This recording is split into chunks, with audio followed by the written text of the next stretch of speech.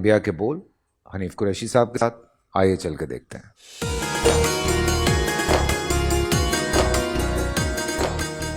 بسم اللہ والصلاۃ والسلام علی رسول اللہ۔ معزز ناظرین و سامعین، ہمارا خوبصورت سلسلہ انبیاء کے بول، آج ہم ذکر کریں گے حضرت سیدنا عزیر علیہ السلام کا۔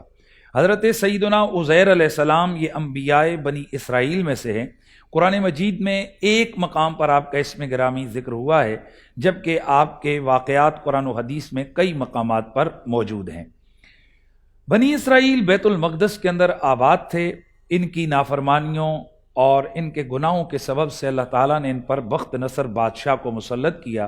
اس نے 1/3 بنی اسرائیلیوں کو قتل کر دیا، 1/3 کو اس نے غلام بنا لیا، قید کر لیا، اور 1/3 کو ذلت کے ساتھ دھکیل دیا شام کی طرف۔ بڑے عرصے کے بعد کچھ بنی اسرائیل والوں کو اس نے آزاد کیا، تو ان آزاد ہونے والوں میں سے ایک شخصیت حضرت عزیر علیہ السلام کی بھی تھی۔ حضرت عزیر علیہ السلام بڑے عرصے کے بعد جب بیت المقدس شہر سے گزرے کہ جسے بخت نصر نے تباہ و برباد کیا تھا، تو آپ نے کیا دیکھا کہ ہر طرف پھل ہیں، میوے ہیں، باغ لدے ہوئے ہیں، لیکن کوئی بندہ نظر نہیں آ رہا کہ جو ان کو کھا سکے۔ آپ حیران ہو کر بارگاہ رب العزت میں عرض کرتے ہیں، مالک یہ شہر کیوں کر آباد ہوگا کہ جس کی چھتیں گری پڑی ہیں اور ہر طرف ویرانی ویرانی ہے۔ مالک کونین نے حضرت عزیر علیہ السلام کی روح کو قبض کیا، اور 100 سال تک حضرت سیدنا عزیر علیہ السلام اسی طرح روح قبض کی حالت میں رہے۔ ہوا یوں کہ حضرت عزیر علیہ السلام جب جا رہے تھے تو آپ کے پاس ایک گدھا تھا، اور آپ نے انہی باغات میں سے کچھ پھل توڑ کے ان کا جوس نکالا، اور کچھ پھل کھائے اور کچھ پھلوں کو اپنے ساتھ رکھا۔ حضرت عزیر علیہ السلام کی جب روح کو قبض کیا گیا تو 100 سال کے بعد اللہ تعالیٰ نے دوبارہ ان کے جسد اطہر کے اندر روح کو ڈالا۔ اللہ کی شان دیکھیے کہ ان 100 سالوں میں حضرت عزیر علیہ السلام کے جسد اطہر میں کوئی تغیر نہیں ہوا، اور نہ ہی اللہ تعالیٰ نے ان کے جسد اطہر کو لوگوں کی نگاہوں میں آنے دیا۔ ان کے جسم اطہر کو اللہ تعالیٰ نے لوگوں کی نگاہوں سے پوشیدہ رکھا۔ 100 سال کے بعد جب آپ دوبارہ آپ کے جسد اطہر میں روح آئی تو آپ حیران رہ گئے، کیونکہ ایک طرف آپ دیکھتے ہیں تو آپ کے وہ پھل تر و تازہ ہیں اور وہ جوس بھی تازہ ہے، اور دوسری طرف آپ دیکھتے ہیں تو جو گدھا آپ نے باندھا تھا وہ گدھا مر چکا ہے اور اس کی ہڈیاں تک گل چکی ہیں۔ اللہ تبارک و تعالیٰ نے پوچھا، عزیر کتنی دیر سوئے ہو، کتنا ٹائم گزرا؟ عرض کی مالک دن یا دن کا کچھ حصہ۔ مالک ارض و سما نے فرمایا، عزیر 100 سال تک آپ یہاں پر رہے ہو۔ ذرا اپنے گدھے کی حالت دیکھیے۔ جب گدھے کو دیکھا تو ظاہر ہے اس کی ہڈیاں گلی پڑی تھیں۔ مالک کونین نے فرمایا، عزیر اب اس گدھے کو غور سے دیکھنا۔ حضرت عزیر علیہ السلام نے اس گدھے کو دیکھا، اچانک وہ ساری ہڈیاں آپس میں ملی اور ان پہ گوشت آیا، اور دوبارہ سے وہ گدھا چلتا ہوا آپ کے پاس آ گیا۔ اللہ تعالیٰ نے فرمایا، عزیر ہم یوں مردوں کو زندہ کر دیتے ہیں۔ معزز ناظرین و سامعین، حضرت عزیر علیہ السلام جب آپ اپنے گھر میں پہنچے تو ظاہر ہے یہ 100 سال پہلے گھر سے نکلے تھے۔ جب آپ گھر سے نکلے تھے تو آپ کی عمر مبارک 40 برس تھی، اور آپ کے بیٹے کی عمر مبارک 18 برس تھی۔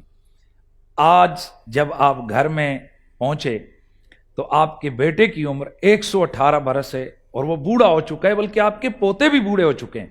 آپ نے جا کر اپنے گھر کے دروازے پہ دستک دی تو آپ کی ایک غلامہ اور ایک لونڈی کہ جسے آپ جوانی کے عالم میں چھوڑ کے گئے تھے، وہ اندر گھر میں موجود تھی، اور اس قدر بوڑھی تھی کہ اس کی بینائی بھی جا چکی تھی۔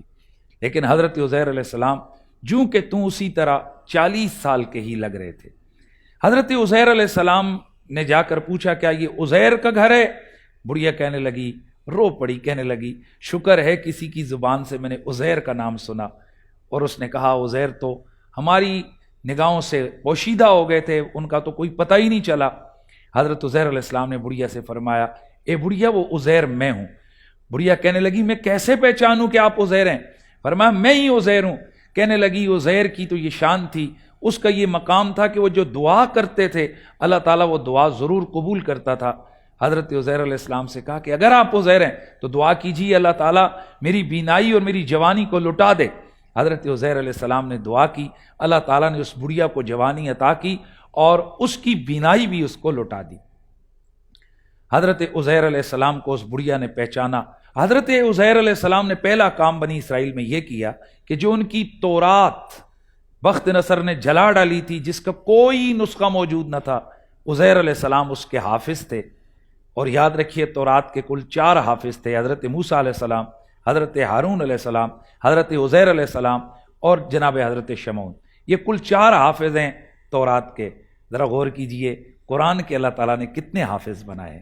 تو جناب عزیر علیہ السلام نے تورات کو دوبارہ لکھوایا۔ آپ کا یہ کمال بنی اسرائیل بعد میں پریشان ہو گئے اور کئیوں نے واویلا شروع کیا کہ یہ اوریجنل تورات نہیں۔ چنانچہ ایک کھدائی کے دوران تورات کا پرانا مدفون نسخہ برآمد ہوا، تو وہ نسخہ اسی طرح تھا جیسا حضرت عزیر علیہ السلام نے تحریر کروایا تھا۔ حضرت عزیر علیہ السلام اللہ کے یہ پیارے پیغمبر، آپ کا وصال با کمال ہوا۔ ہمارا وقت مکمل ہو گیا، اپنا خیال رکھیے گا۔ انشاءاللہ کل ایک نئے نبی کے ذکر کے ساتھ حاضر ہوں گے۔ السلام علیکم۔